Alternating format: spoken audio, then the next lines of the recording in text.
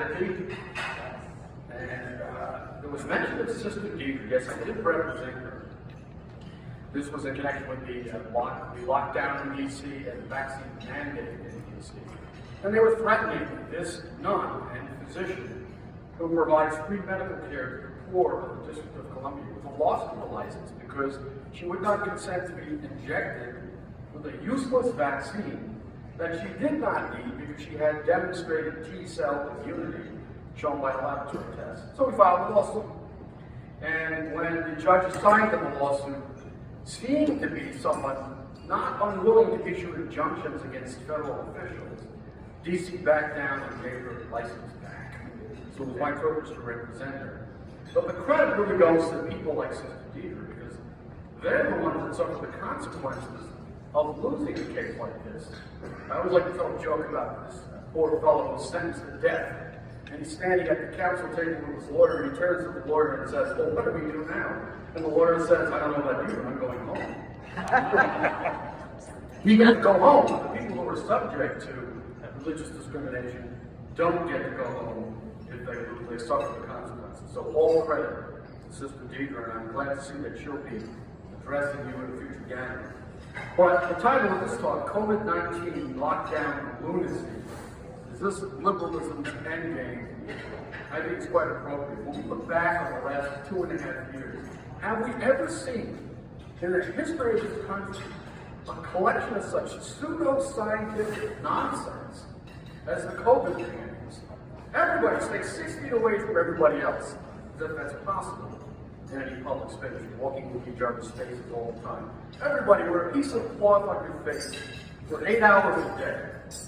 Now, the instructions for the masks, if you look at the official health directives, say if you remove the mask, don't touch it because it's contaminated. And wash your hands if you touch the front of the mask. And don't leave the mask that you had on your face where anybody can pick it up because they might get sick. But then, when you're done with whatever you're doing that requires you to take the mask off, put the contaminated mask back on your face and wear it for the rest of the day. Absolute idiocy. And then, of course, the lockdowns. Everybody close your business. You're all ruined because we don't want the virus to spread. So stay home where most of the virus spread occurs. And everybody got the virus. The lockdowns did nothing. Study after study has shown. And then, of course, these vaccines, which are not really vaccines. In litigation that I filed against the vaccine mandate, we argued more than a year ago that it was already obvious that these vaccines were not doing what they were supposedly designed to do, prevent the transmission or spread of the virus. And if they don't prevent transmission or spread, what's the point of the vaccine mandate? The only benefit would be to you personally, maybe your symptoms would be reduced. Now we're finding from studies that actually these vaccines tamper with your immune system and make you more likely to be infected. So the vaccine mandates were a public policy debacle. People's lives have been ruined in countless cases for refusal to be injected with a substance they did not want, which did not do what it was advertised to do, and is in fact proving harmful. And now they decided to continue to demand that little children be injected with mRNA vaccines, still in the experimental stage, which have yet to receive any kind of final FDA approval. The whole idea of these lockdown regimes and all of its elements represents a form of institutional insanity, and that's what I've been litigating against for the past 2.5 years. So, for example, in California, I had a case in which a local judge in the Superior Court of California, confronted with the fact that abortion mills, liquor stores, and marijuana dispensaries could be open at 100% capacity, ruled in our favor and said, treat churches the same way. We got an injunction. And the state of California ended up settling with us for a massive amount of attorneys in that case. In upstate New York, that came another injunction. In the midst of the pandemic restrictions, at the outset of the pandemic, when there were no public gatherings allowed, said Governor Cuomo, because gatherings in public of large numbers of people are super spreader events, unless it's a George Floyd demonstration. And when the judge in the Northern District of New York saw 20,000 demonstrators protesting the death of George Floyd packed into Cadman Plaza, cheek to jowl, He knew that the whole thing was a sham, and he gave us an injunction which basically said, treat churches the same way you treat retail establishments. That injunction was never reversed. The State of New York ended up abandoning its appeal of that injunction. So, as we see, in the context of the Dobbs decision overturning Roe versus Wade, judicial review is still a kind of a release valve. It's one of the remnants of federalism in an increasingly explosive situation. A situation that Pope Leo predicted in his encyclical back in 1878. The encyclical entitled Inscrutabili Dei Consilia, on the evils of society.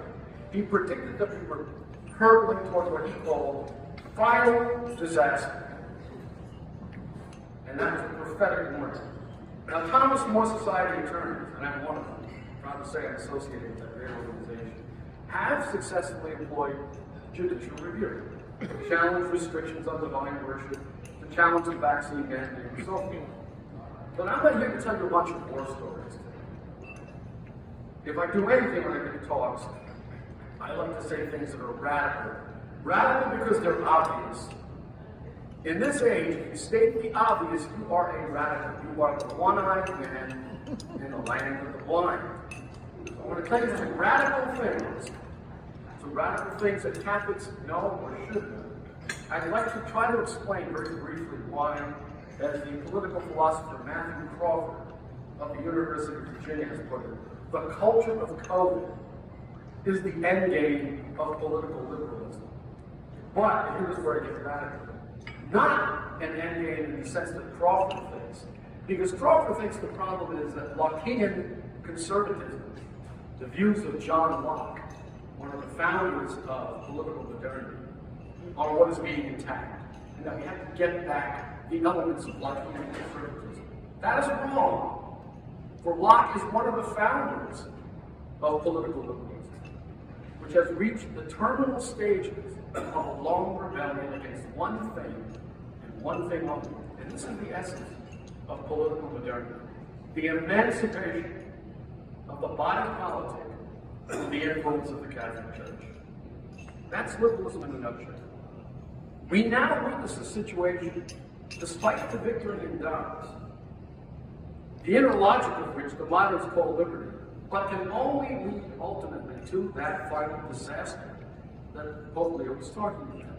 Because the sobering reality is that the victory in Dobbs is a 5-4, narrowly achieved temporary reprieve.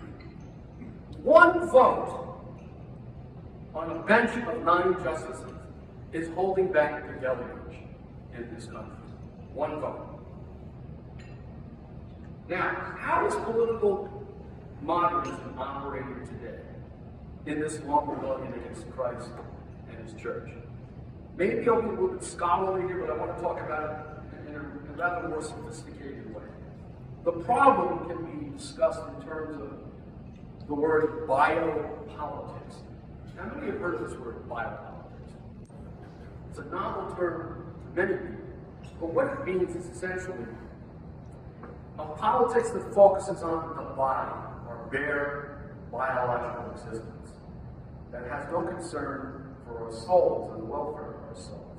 It divorces politics from the care of the soul. And what the commentator James Finlayson calls technologies of power, rather than brute force, are used to subject our bodies to the power of the state. This is what the COVID regimes are. This is what the Thomas More Society, through various forms of litigation, has been contesting. In its broadest sense, biopolitics is a politics of the body, as opposed to the politics of the soul. The politics of the soul, believe it or not, we have forgotten this as a civilization, is the traditional view of man in political society. I'll give you an example of someone who recognizes, even in secular academia. Werner Jaeger, the Harvard scholar of Greek antiquity, he said that the political philosophy of Plato and Aristotle, and I'm quoting, led the way into the newfound land of the soul, producing a new order of values which paved the way for the universal religion, Christianity. In short, the politics of the soul. And we Catholics know that according to the politics of the soul versus the politics of the body only, the state exists for the sake of the good life, and not for the sake of life only, to quote Aristotle. And according to this politics of the soul, as Aristotle discerned them centuries before the revelation of Christ, the state is not just a society having a common place for the exchange of goods and services, but rather exists for the sake of noble actions, and not of just living together. So according to the politics of the soul, the good state is the one whose laws and institutions take care of the soul by promoting and protecting both virtue and religion above the mere security of persons and property. Now, the most basic way to do this is at the level of morality. No abortion, no divorce, no sale of contraception, no legalization of sodomy, no commerce on Sundays. Did you know that in Bergen County, New Jersey, they still have blue laws where all the businesses have to close on Sunday? And people love it. The normally congested roadways in Bergen County, New Jersey are empty of traffic on Sunday. And people enjoy that aspect. One of the first things, by the way, the French revolutionaries wanted to get rid of was the Sabbath rest. So some of these basic elements of political society are basic to the idea of what we call the social kinship of Christ. And that binds all men, as Pope after Pope said. The natural law is mediated to us through the teaching of the church and embodied in laws and institutions. Binds everybody. Atheists are not allowed to abort children. Atheists are not allowed to commit sodomy. Contraception is wrong for everybody.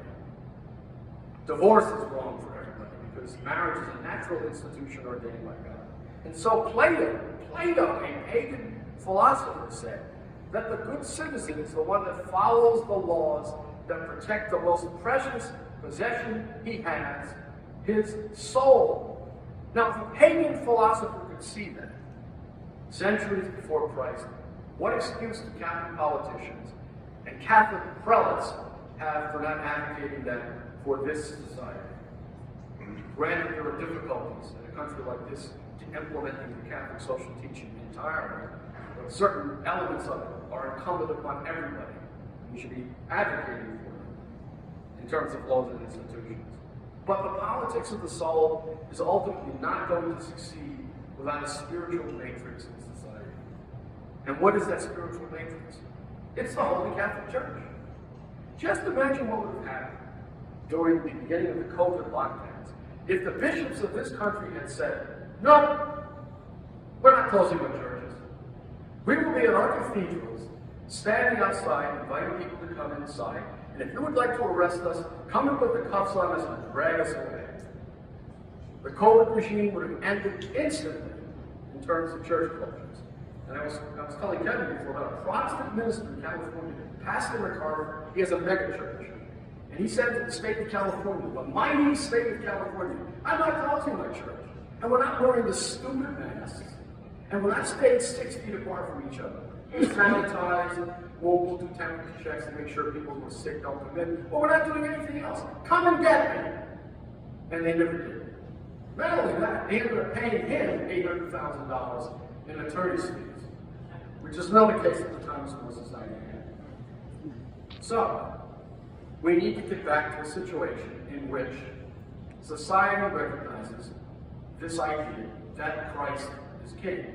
In a book I wrote, Liberty, the God That Fed, I make note of the movement of Protestant evangelicals in the mid-1800s, during and after the Civil War, called the National Reform Association.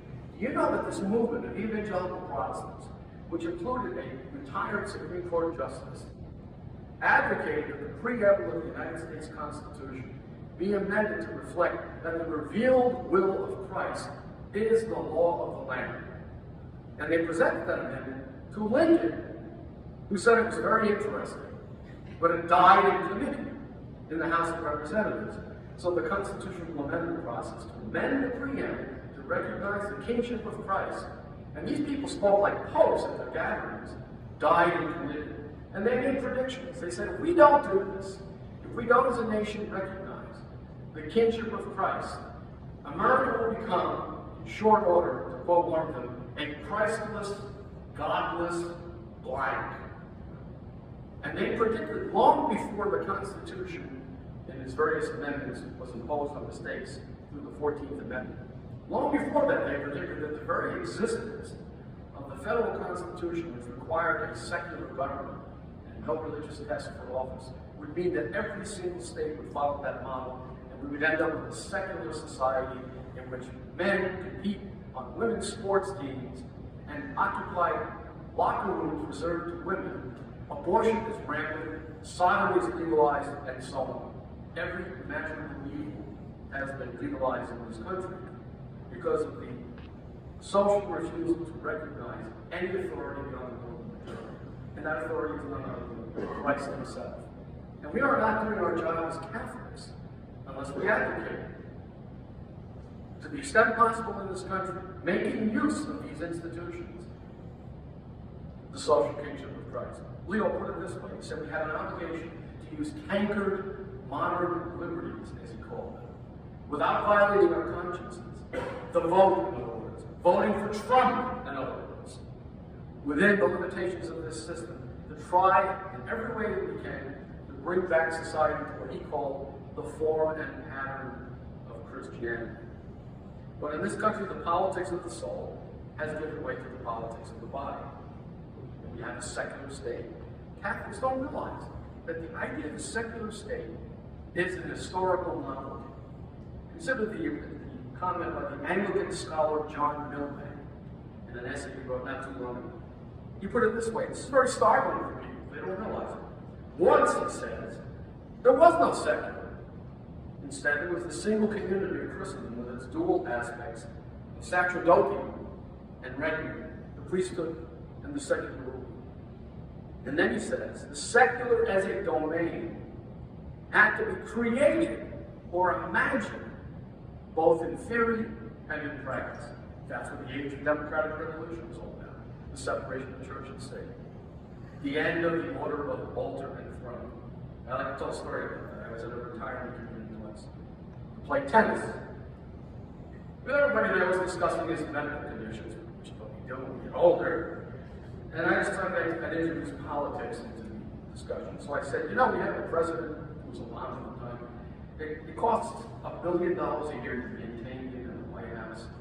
He flies around in these incredible jumbo jets. He takes multi-million-dollar vacations. He commands the world's largest and most powerful military. He has the power of life and death by commuting sentences and pardoning people. He's spared from execution. And he can annihilate the entire world with a few simple commands to the nuclear arsenal. And then I paused with a dramatic effect and I said, thank God we have no king, though. And as the anti-federalists predicted, we never really got rid of the king. There's always going to be a head of state who will exercise powers that are more or less monarchical. We can't get away from that concept. But in this country, following the idea of Locke in his essay on toleration, we have a situation in which, to quote him, this is what he says, the magistrate has nothing to do with the good of men's souls or their concernments in another life, but is ordained and entrusted with his power only for the quiet and comfortable living of man in society. A state that has no concern for your soul, that doesn't care about the life to come, that doesn't recognize any authority above itself, is a state that is dying and will soon be dead. Well, Leo put it this way, he said, it's like breaking the connection between the body and the soul. What do you end up with? A lifeless body. And in the United States of America, I'm sorry to say, we have, because of the revolution of 1776, the first working model of a secular state. Now you can make a prudential argument for that arrangement because of the problems that liberalism itself caused. How do you have a Catholic state in a country filled with Protestant sects who differ on fundamental matters of doctrine? And that's why, by the way, the reform movement I mentioned, the National Reform Association, ultimately founded because the objection was, well, which morality would you impose? And they ended up saying, well, I'm the majority right. So they began their own proposal to reestablish the social kingship of Christ. But as Pope after Pope warned in the 17th, 18th, 19th centuries, this is a fundamental problem of political modernity. That political society has no care for the soul, no care for the life to come. And what did Sister Dee say when she addressed the Republican National Convention? She didn't just say, I'm pro-life. She said, I am pro-eternal life. That was a shocking observation. What did Gianna Jessen say when she addressed a congressional subcommittee on the Born Alive Protection Act, the federal law that was barely upheld by the Supreme Court, the law that prohibits late-term abortions, provided that the head is not entirely out of the surrogates. That's how ridiculous that Supreme Court decision is. What did she say to this committee? She said, I come to you to speak of Jesus Christ. And why are you afraid to hear his name? Because you know he's real, and that his power is real. And she gave testimony to Christ on the floor of a legislative chamber in the most powerful nation in the world, and that legislation passed. We have the Born Alive Protection Act. Now, on this score, let me point you to the insights of a political philosopher who's not a conservative. One of the techniques lawyers like to use is called the admission against interest. You find somebody who has every reason to disagree with you, and if he does agree with you, well, he must be speaking the truth, because he's admitting something that's against his own interest. I call these people chastened liberals. The liberals who get it, who see the problem with political modernity. And one such is Giorgio Agamben. He's an Italian political philosopher. Here's what he says, quite startling. But after 2.5 years of the COVID regimes, maybe it makes some sense. He says that the fundamental hidden paradigm of Western democracies is, brace yourselves, the concentration camp. Now, what did we see in Australia? We saw COVID concentration camps. What did we see in Germany? The same thing. What did we see in New Zealand? What did we see in the state of New York? They just passed a change in the code of regulations for the state of New York, a provision that allows public health authorities to take anyone suspected of having a viral infection and put them into a state-run internment facility. That's not part of the law of New York. And to quote him again, the camp, he says, will appear as the hidden paradigm of the political space of modernity, whose metamorphoses and disguises we will have to learn to recognize. What was the COVID regime? It's a disguised concentration camp. Shut down all the businesses. Shut down all the schools. You can't be out after a certain hour. You can't gather with your fellow citizens in more than a certain number of people. This business can have 25%. That one can have 75%. That one will only like it at 100%. You have to close.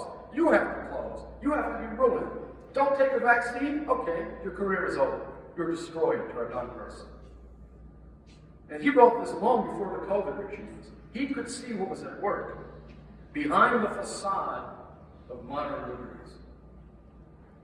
So he says, and this is really quite an amazing remark, that there is, as a basic technique of government now, what he calls the state of exception.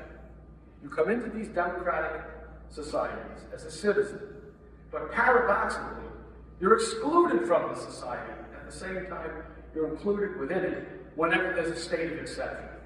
Meaning all laws are suspended in the state of exception. You lose your rights because the government says it's an emergency. And now he says this is a basic technique of government. And since he's still alive, he's 80-something years old, he has something to say about the COVID regimes in particular. And he says the following, it's worth quoting at length. I would like to share with whoever wants a question on which for over a month now, I have never stopped reflecting. How did it happen that an entire country, he's speaking here of Italy, which had one of the worst lockdowns, has, without noticing it, politically and ethically collapsed in the face of an illness? The measure of the abdication of our own ethical and political principles is, in fact, very simple. It is a matter of asking ourselves, what is the limit beyond which we are not prepared to renounce them? And then he goes on to say that the church has had a role in this. He goes on to say that we have a pope who calls himself Francis, who bathed and fed and cared for lepers, telling us to obey lockdowns and be injected with vaccines that are proven to be worse than useless. And he wants to know how this has happened. And what he is basically saying is, in his works, including one called A Question, read carefully, is that the church has surrendered its authority to political modernity. It has laid down supine and allows itself to be walked over by the state. And that is the fundamental problem. And what happens as a result when there's no church to stand up to the power of the state? Here's what he says, and this is the paradox we're dealing with. The spaces, the liberties, and the rights won by individuals in their conflicts with central powers, meaning ironically the church and the kings that were overthrown, always simultaneously prepared a tacit but increasing conscription of individuals' lives within the state order, thus offering, this is what we've seen for 2.5 years, a new and more dreadful foundation for the very sovereign power from which they wanted to liberate themselves. By agreeing to this idea that we are citizens and we have these rights, we submit ourselves totally to a secular government that takes those rights away in an instant by simply declaring an emergency. And that is the paradox of what they call liberty today. Now, he says that one thing could prevent this, and he looks back at history. Here's what he says.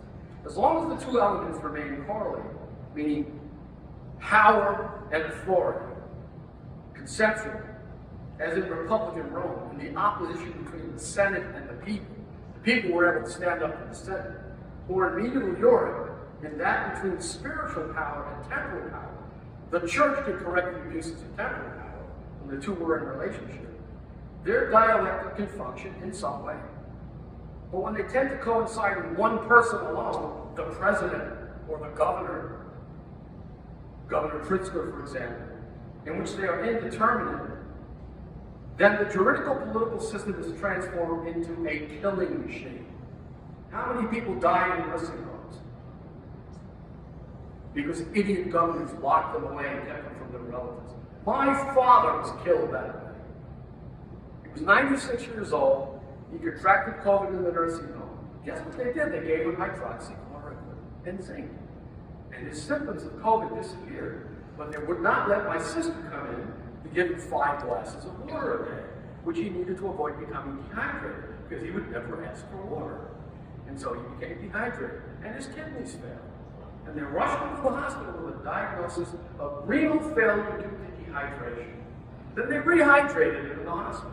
And he came back to life. I have video of him sipping a glass of water and giving me the thumbs up. What did they do then? They put him back in the nursing home, locked him away from my sister again. And his kidneys failed again. Then they put him back in the hospital for the second time, and the renal failure killed him. I had to sit and watch my father slowly die of dehydration for 3 days because they could not even give him an IV of water because his kidneys were no longer accepting. And he went into a pulmonary and cardiac shutdown from the buildup of fluids. They killed him by dehydration. And what did they put on the death certificate? Respiratory failure from COVID-19. Alive. And this is what Agamben is talking about with his state's exception, in which there be no opposition from the church, the state becomes a killing machine. And what do people do? They submit. They submit. There was very little mass resistance. Now, Agamben calls for a completely new politics. Politics no longer founded on bare life. This politics of the body. The state that lords over our bodies and has no care for our souls, and in fact makes war on the soul. But the only power that can make this possible, this new politics, is the church. It's the church, the Holy Ghost, that can remake the face of the earth. But now the church is wholly disarmed before the power of the secular state in this Bible political regime that dominates the body and cares nothing about its soul. And so even somebody like John Courtney Murray, who was a champion of the American model, who was instrumental in Vatican II's teaching, still controversial, still unclear, still apparently self-contradictory on religious liberty. This champion of the modern notion of religious liberty lived to regret it. And here's what he wrote in his book, Behold These Truths.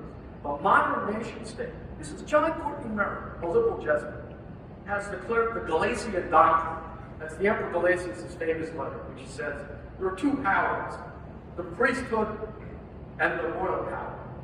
And in cases of conflict, the king must submit to the priesthood. Simple principle. The state must be subject to the church in matters of conflict, which is principally matters of morality. This modern state, he says, is declared the Galatian doctrine, the doctrine of the two powers, the spiritual and the temporal, the spiritual holding sway as heretical in the name of modern orthodoxy, which is a naturalistic rationalism. The modern nation state, he says, and I quote it again, has denied or ignored or forgotten or neglected the Christian revelation that man is sacred and that his primacy or raised sacrament, his sacred thing, his freedom, is sought and found ultimately within the church. That's what John Calvin said at the end of his career. Too little, too late. So how do we escape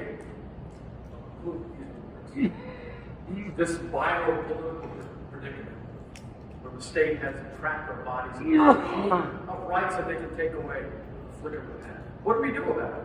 We have to spend our lives fighting one rearguard action after another, the whole delaying the inevitable collapse of a civilization which even the divinely ordained difference between man and woman is under attack? Does our fate have to continue to hang on the next 5-4 vote of the United States Supreme Court? Then I'm afraid the answer is, barring a miracle, yes.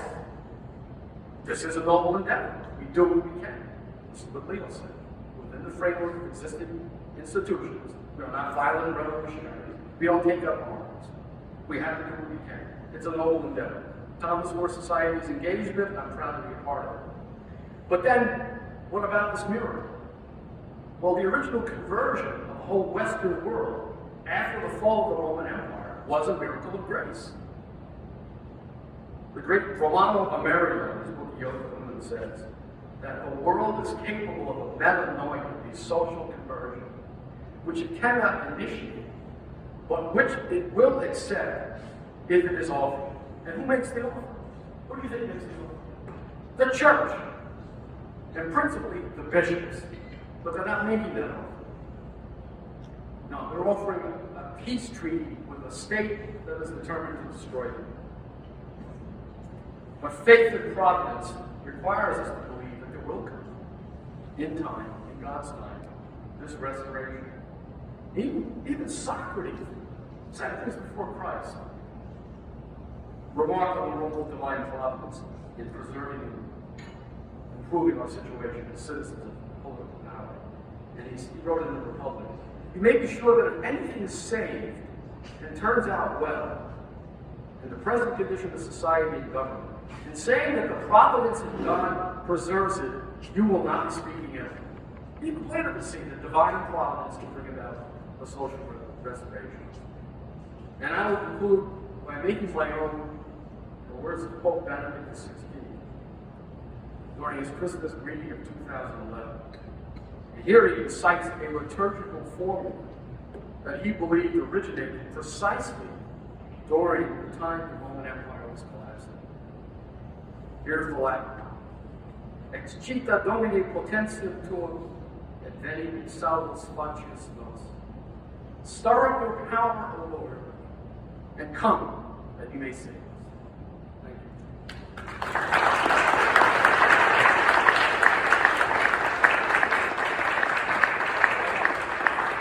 I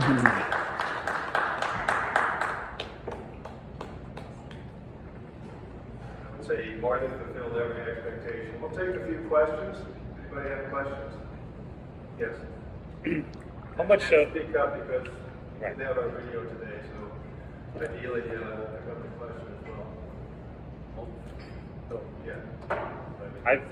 I've read how the bishops failed during Kennedy's run for presidency in 1960 when he went and spoke to, I guess, the Southern Baptists in Texas, right, saying that his faith will have no bearing on public policy. Right. Would you want to expound on that a little bit?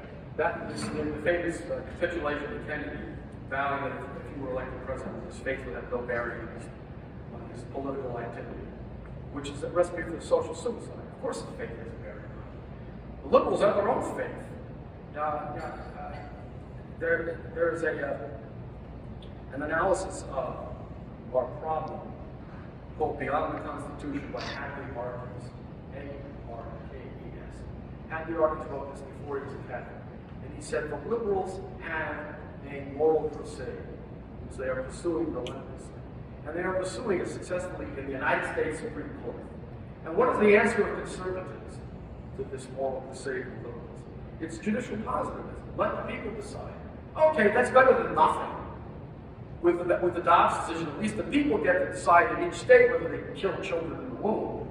And in some states, you'll have more or less a rollback of that horrific regime of abortion. Okay, that's better than nothing. But we have to do better than just say, let the people decide. We have to advance a moral vision. What's the moral vision that should animate the Constitution? He says it's the Decalogue, the Ten Commandments. The Ten Commandments bind everyone. Every man, woman, and child on the face of the earth is bound by the Ten Commandments. So when it comes to a question of the right to life, what did Justice Scalia say? Oh, the 14th Amendment, which applies the Fifth Amendment to the states. The Fifth Amendment protects life, liberty, the Declaration of Life and Liberty without due process of law. That only applies, said Justice Scalia, to walking around people. That's what he said to Diane Sawyer during the TV interview. Only walking around people. Well, says who? Why can't the Supreme Court say, applying its own moral vision, the right to life includes unborn children as the entire common law history of the Western civilization reveals, that the child in the womb is a life in being, and his life is protected by the Fifth Amendment. That's the counter to liberal judicial activism. Conservative judicial activism for the good. There's a huge debate among lawyers, some of my own friends, about whether it's appropriate for the Supreme Court to apply the natural law. My opinion on that is simple. If the Constitution is a human rights charter, is it? Is it a human rights charter? Does it guarantee certain rights? Well, what is more of a natural law question than what your rights are? What is more of a natural law question than what liberty is? How about due process? That's a question of natural justice. So we need a standard that rises above the will of the majority if the Supreme Court is going to get involved in morally frayed issues, like the right to life. And when Kennedy said, I renounce all connection between my faith and my politics, he was doing what John Locke said. Go read his letter on toleration. He said, politicians have no business getting involved in morality. That's the beginning of the disjunction between public and private morality. Well, that's public morality. My private morality, I'm a Christian, I'm a Catholic. I believe abortion is wrong, but as a politician, I have to prove it because that's what the majority wants. That's the death knell for civilization right there. Anyone else? I was cautioned before the speaker began that his talk would impress us. Yes, go ahead. Thank you. Keep your voice way up. Yeah, I'll try to. Are you familiar with the little children's books called The Tuttle Twins? No, actually not. They're written by a Mormon guy who's trying to teach young children conservative type of social principles. And this may be out of your wheelhouse and everything, but I read one about the Federal Reserve. And I got to admit that I learned more about the Federal Reserve reading about this little children's book than I had known before. His conclusion kind of is we should kind of get rid of the Federal Reserve because it's a big monster. I'm out of my wheelhouse in this, but maybe you have some thoughts. Because part of the answer, and it reminds me of the Civil War, where he says if you get rid of the Federal Reserve, then every state can have its own currency. And I thought, well, that's what happened with the Civil War. The South had their currency and it became toilet paper. Well, that's a little known aspect of the creation of the Constitution by the framers. There's a lot of scholarship on this. When the delegates of the Constitutional Convention, 55 people, went to Philadelphia and locked the door and went into that room, they were supposed to be tinkering the Articles of Confederation, adjusting them here and there to allow for more cooperation between the independent states. Instead, they created a federal government. And then when they came out of that room, instead of having the state legislatures approve of this document, which was the provision that was anticipated to be followed, they instead decided they would create these ratifying commissions. And So the ratifying commission representing, I forget the number, a few hundred people, you add them up in different states, voted to ratify the Constitution. And the next day, 3.5 million people and a whole bunch of slaves found themselves subject to a federal government. And the anti-federalists at the time said, this is a coup d'etat. You didn't have any authority to do this. We wanted a loose confederation of states, and you gave us a central government. And they predicted that the central government that had been created would end up being worse than King Henry. It was a billboard on some southern highway of King Henry in his full regalia. And underneath the legend read, "Miss me yet?" I read a libertarian, Lou Rockwell had a libertarian writing a column saying, on July 4th, I'm going to lift my glass to the king. He was a limited government man. When the colonists rioted, he repealed taxes by getting Congress to do that. So, you can learn more from elementary things like that, from the children's books. And if you want a charter of the United States of America, restore sanity, how about the Baltimore Catechism? Why do we exist? We exist to know, love, and serve God and be with Him for all eternity and the next. That applies to everybody, even Nancy Pelosi. Okay, and this is just natural religion. It's not even the Holy Trinity or the Immaculate Conception. The social kingship of Christ that I'm talking about was pretty much reflected even after the Protestant revolt. Yeah, and even but that's King Henry, King George, obviously. I'm thinking of King Henry and King George at the same time. Even when King Henry revolted, there was a remnant of the Catholic state. You had a state religion, you had certain moral codes that were enforced. So, and even though there was corruption because of the Protestant principle of private judgment, first divorce, and then in 1930 contraception, there was still something of a relationship between church and state. And it was really a relationship that preserved at least natural morality. The idea that in King Henry's England, or in King George's England during the American Revolution, you could have legalized sodomy, that wasn't even something people thought of in their worst nightmares. It was criminalized in every state until the Supreme Court got involved. Anything else? As I started to say, I was told that I'd be very discouraged after this talk. On the contrary, I guess I'm an internal optimist, but I think so much of what we heard boils down to common sense, and we all have common sense, frankly. And it leaves me with renewed hope, truly. Yes, Joe? Could you speak up, please? I can't repeat all that. Will you tell us to raise our hand? Just very quickly, I just want to respond to that. I just said that, contrary to what I was warned, I was not discouraged by the talk. I was very much encouraged because I think most people have enough common sense to respond to a presentation like this with new hope. And you know, particularly the revelation about Plato and the things that we heard about long before Jesus Christ. I mean, how could you not respond to that? So I was very encouraged. Anyway, another question? Yes? Yes, before I take that, I really like that idea that this is common sense. Oh, yeah. Now, I'm so-called traditionalist Catholic. What is a traditionalist Catholic? Yeah, traditionalism is just a presentation of the obvious. That's all it is. The traditional liturgy of the Catholic Church should be preserved because it represents the mysteries that it enshrines and it inspires conversions. It was wrong to reform everything and create a revolution in the church. Look at the results. It's common sense. Just use your own eyes to make observations. And in politics, it's common sense that there has to be an authority higher than the state. And if there is no authority higher than the state, then the state is a dictatorship. It holds your rights in its hands, and whenever there's a so-called emergency, you lose all your rights. Okay.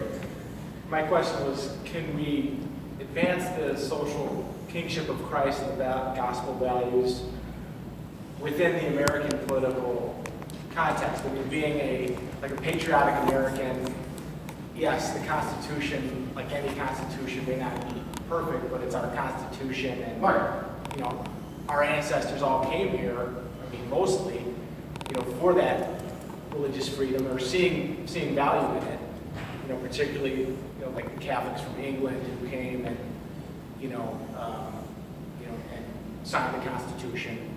So So that's basically my question. How do we do it? Or does it require that we have to end like America, or end the Constitution? No, no, as I stressed, Pope Leo said, look, in fact, Pope Leo himself said to the French monarchists during the Ralliement, his encyclical calling for the Ralliement, he said, look, the time for counter-revolution is over.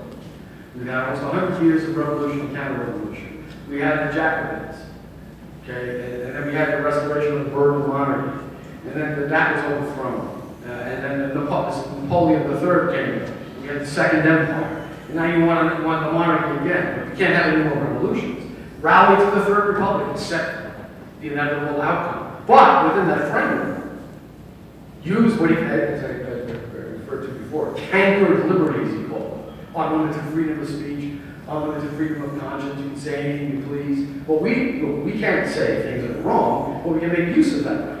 I invoke the First Amendment all the time in federal court. So the Constitution makes the best of a bad situation. I would say that it's a masterpiece of legal draftsmanship. And the only thing that saved us during the COVID pandemic was the remnants of federalism that the Constitution erected. That's why you have Florida instead of New York. Because Biden did not have the power to lock the whole country down. So I'm not saying the Constitution is all bad, it's just what's missing is an element of reference to the higher power that is lacking. How do we restore that? Well, practically speaking, at the locality, you can get a lot done. Look at the school board elections, for example.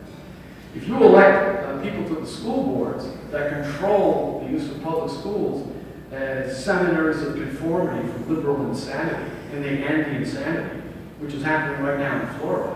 Well, that's where it all begins, isn't it? The public educational system.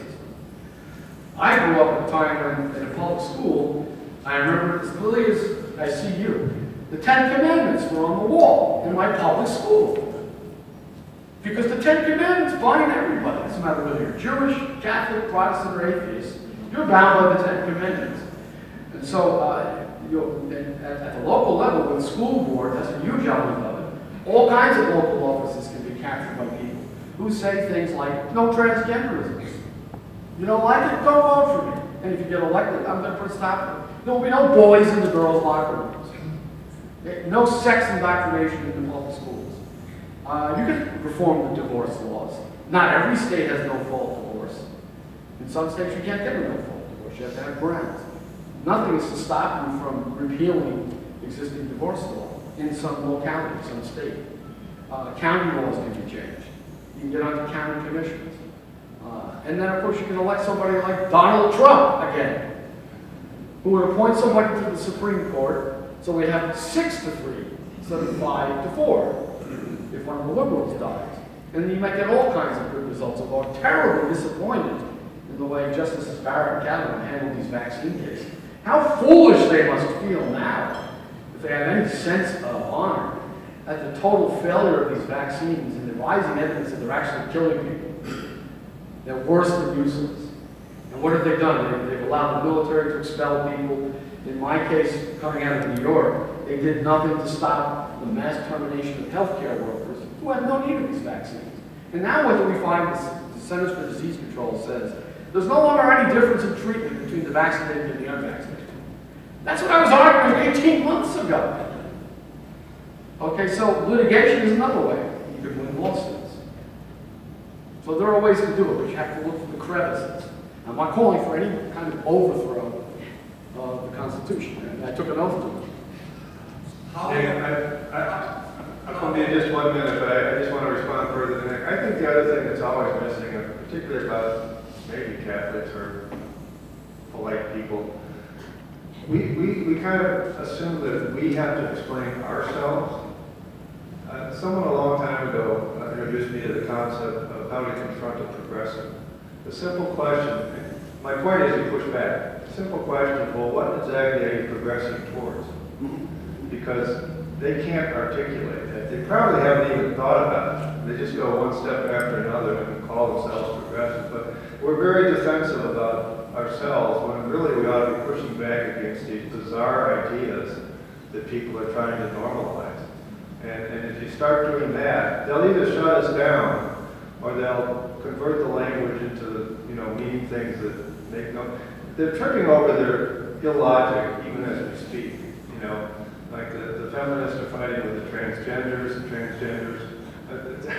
I heard on the radio yesterday, some new appointee at the White House to handle the monkeypox outbreak.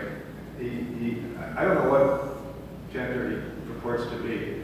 I guess there was an internet photo of him in full leather regalia with a pentar star on his chest, and the show played a remark he made to the effect that he didn't want to, even though the disease was largely like 100% confined to men having sex with men, he definitely did not want to identify monkeypox with any particular gender. And it was like, if you listen to his statement, it was so convoluted, you had to laugh, except he's in the White House, and he's making these statements as a matter of, you know, national policy. So push back is my quick answer. Push back, make them explain what the heck they're talking about, and don't act like you have to automatically explain what you're talking about. And I absolutely agree with the point about the Constitution, by the way. Litigation is tremendously important, but I've said, anyone that knows me knows, I've always said, do not rely on the courts. They're a tool, but you have to change hearts and minds. And the courts, you know, are the courts. Yeah, you had a question back here? Yeah, I was just, You gotta speak up. I was thinking about this emergency use authorization.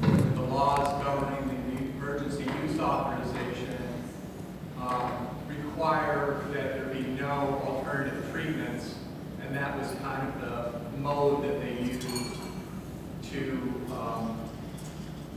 bring the gene therapy serums forward and be able to, part of the impetus that suppressed ivermectin, hydroxychloroquine, and the rest. And what I don't understand is there was no commercially available approved product made available by Pfizer or Moderna or the others. The Bionet product was not commercially introduced here. It was available maybe in Europe a little bit. So they were able to get the cloak of immunity through the use of emergency use authorization, and they did it in a way that was surreptitious, and yet they're mandating the vaccines or the therapies against this false emergency use authorization. So I'm wondering, why isn't there, if there was no product available, how were they able to sustain these mandates? Well, they shouldn't be able to. So, don't we still have a lot of these mandates? Yeah, we In do. the military and other places? In the military, and they're doubling down on their stupidity. They know full well these vaccines are not only failing to prevent transmission, but may actually somewhat be facilitating it because they were devised with the original wild variant of the virus, the wild virus. And they do nothing against Omicron. They're trying you for a virus that no longer exists, and they train your immune system to fight that, leaving it more vulnerable to the variants. So all of these double and triple and quadruple vaccinated people are getting COVID, and people who aren't vaccinated are not getting COVID because they have natural immunity. So this is the worst public policy debacle in the history of this country.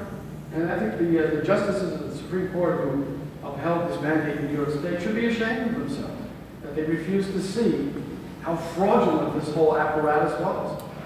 What's really going on here is the mandate is imposed by government. They go to court to defend it, even though they know it's nonsense, because the government has to win. It's an argument. We have to win the argument. That's all there is to it. We don't care whether it works. They mouth things about the science. The science no longer supports it. It never really did. So this is just an exercise of arbitrary government power, and what our government calls this state of exception. And you have the virtual equivalent in many places of a concentration camp as a result, based on nothing except government's will. One more. But isn't that always the point of it? It was never about healthcare or anything else. No. It was about forced compliance. Right. I don't think the COVID lockdowns were the end game of liberals. I think it's just another brick in the wall. of what the liberals are trying to accomplish by teaching the public and the citizens to become subjects. Instead, don't think for yourself, do what you're told, and listen to me. That's what the masks are all about. It's a uniform. It's the uniform of people in a concentration camp. Put your mask on. Where's your mask, citizen? Why aren't you wearing your mask? It doesn't do anything to protect you from the virus. It probably even makes you more susceptible to it, because if you had viral particles already in your nose, you're just concentrating and rebreathing in a stupid mask already. It's a uniform. You get vaccinated, well, that's a sacrament of the civic religion. You need to be baptized. So have your injection, otherwise you're a non-citizen, literally a non-citizen, in the city of New York, for example.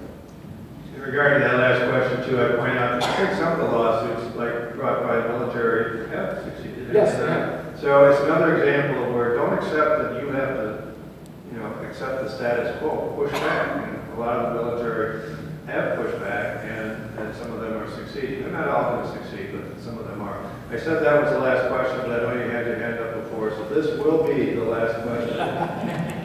Kind of shifting gears, but I know Thomas More expanded their mission to go into voting integrity, and I know they were up in Wisconsin fighting. I'm wondering if you could give us any insight into how that's going.